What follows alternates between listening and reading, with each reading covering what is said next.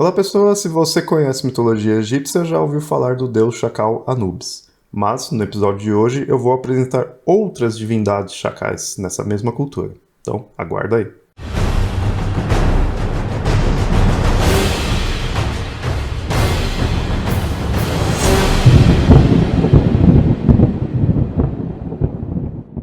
Antes de começar, sempre lembrando, se inscreva aí no canal, curte aí o vídeo, comenta o que tá achando e também lembrando que o Mitografias não é só esse canal. Nós temos o site, temos o podcast também. E todas essas produções aí é graças aos apoiadores que ajudam mensalmente aí, então mantém todo esse conteúdo. Se quiser ajudar, a gente tem o catarse.me/mitografias ou apoia.se/mitografias. Na verdade, essa é a segunda parte de um episódio, do qual eu apresentei outras divindades chacais na mitologia egípcia, além do Anubis.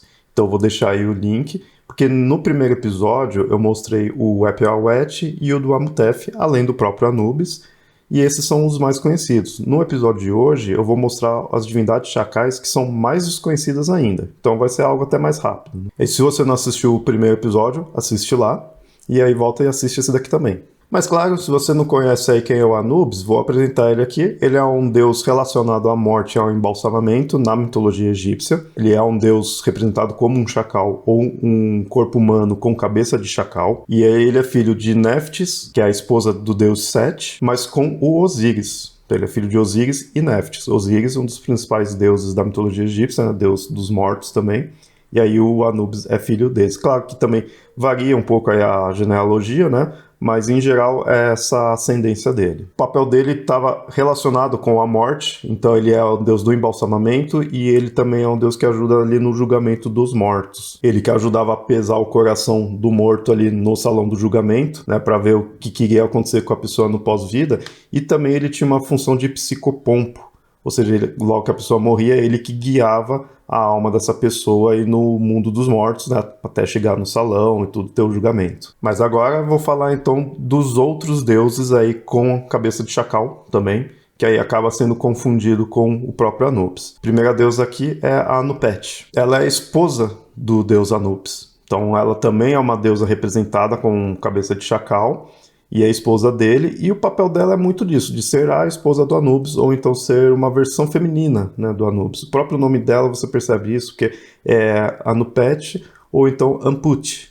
E um outro nome grego do deus Anubis é Ampu. E na própria versão egípcia em si, no nome mais antigo mesmo, dá para perceber que o nome dela é uma variação do nome do deus. Então a representação dela é bem isso, de ser a esposa do Anubis, né, ou a versão feminina desse deus. Então tá realmente relacionada com ele. Ela acaba sendo uma deusa do Alto Egito, e aí nas representações delas, algumas mostram ela com uma face humana, né, uma cabeça humana, um corpo todo humano, mas sobre a cabeça dela ficava-se um símbolo que representava um chacal. Ou então, em outras versões, coloca-se sim com uma cabeça de chacal. Indo além de ser apenas uma esposa do deus Anubis, ela também é uma deusa cujo papel é punir os assassinos do deus Osíris. O mito mais famoso do Osíris é relacionado à morte dele, né?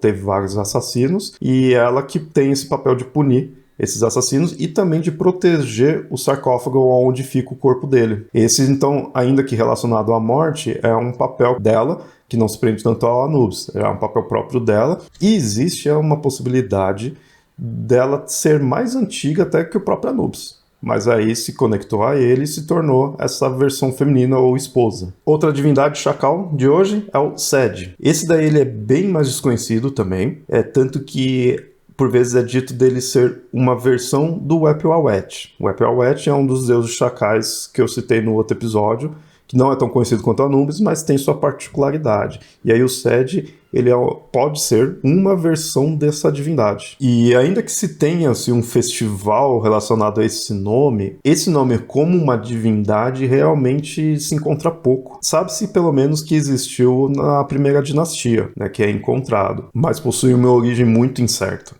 Então, por ser incerto, tem pouquíssimos detalhes, né? É mais a nível de saber que isso existiu, por isso que eu estou mostrando aqui para você. O nome dele se encontra pouquíssimo, né? Tem pouca iconografia dele, as fórmulas funerárias aparecem pouquíssimo, né? Então é muito desconhecido, mas ainda assim tem-se a ideia dele ser um deus relacionado à justiça, da mesma forma que o Anubis também é. Mas é isso, apenas saiba que ele existiu e que, apesar de existir como uma divindade, ele também é muito voltado a ser uma versão de uma outra divindade, né? No caso o Apeu-Aouet. Então fica pelo menos a informação aqui que ele existe, né? Esse nome, né? Que é do deus Sed. Próxima divindade aqui é o Khentiamento, e aí a gente vai ter algumas variações desse nome, é um nome um pouco estranho, né? É uma divindade também desconhecida, segue um pouco o estilo do deus Sed, né? Do qual é dito dele ser um epíteto de uma outra divindade, aí no caso é um epíteto do Anubis em si. E como divindade, ele é dito de ser do Alto Egito e um guardião da cidade dos mortos. Tanto que o nome dele já traz isso. É chamado de o mais importante dos ocidentais.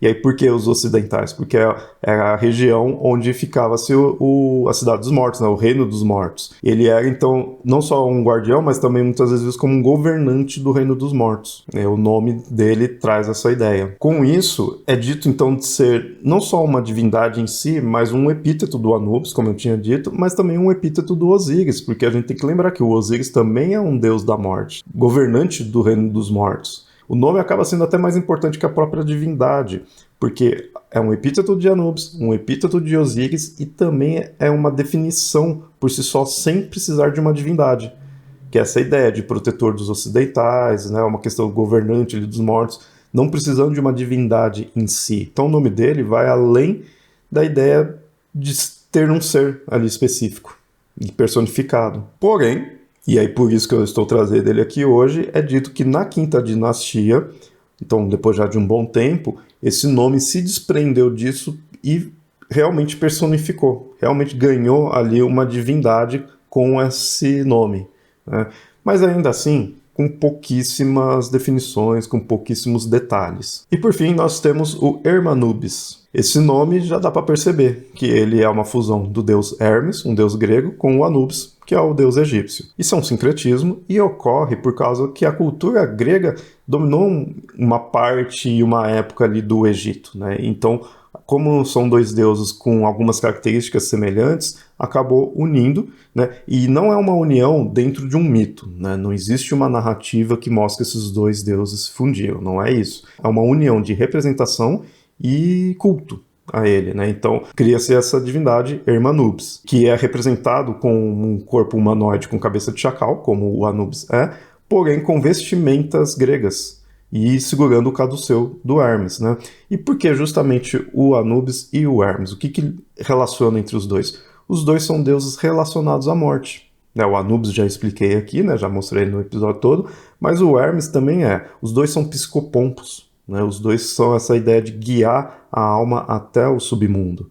Então é nisso que une as duas divindades e cria-se o Hermanubis. O Hermanubis ele não tem muito um mito em si, mas se você pesquisar sobre ele, você vai encontrar bastante coisa porque muitas vertentes mágicas trabalham bastante com essa divindade. Assim como o Hermes, né? O Hermes é uma divindade também onde as vertentes mágicas se utilizam bastante e aí o Hermanubis também segue esse mesmo caminho. Bom, então essas foram 4 divindades aí com representações de chacais que vão além aí do Anubis e além até dos outros dois mais conhecidos. Mas é interessante mostrar aqui, você vê como que eles são mais desconhecidos e aí com isso eles precisam se prender a essas divindades. O Apeu-Aouet e o Duamutef, eles também têm uma certa conexão com o Anubis, no episódio lá eu falo, mas eles têm uma cara mais própria. Tem funções mais específicas, porque são mais desenvolvidos, tem mais detalhes sobre eles.